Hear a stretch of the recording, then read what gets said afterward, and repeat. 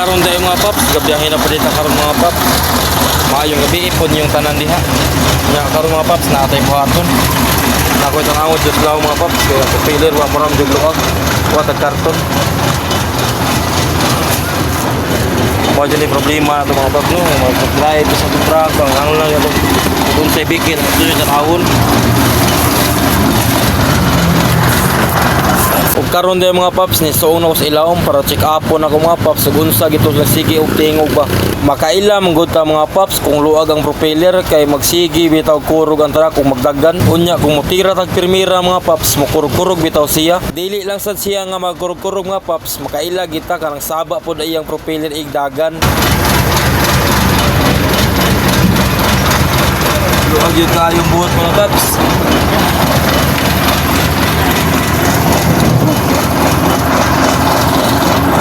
Gabihaw nga paps, malasa dyan ako karong manahula karong mga paps. Grabe malasa na karong straight na ko mga paps nga sigig suong sa ilawom. Patong yagi tudis minaplatan tapos na ko sa ilawom kay ako pinag-jack sa likid karon magawa tapos na karong ilawom. Grabe malasa na mga paps. Karon mga paps ako nga ibutang ang karton mga paps. Karon yung mga paps hindi lang sa nagtutok yung mga paps. God bless all.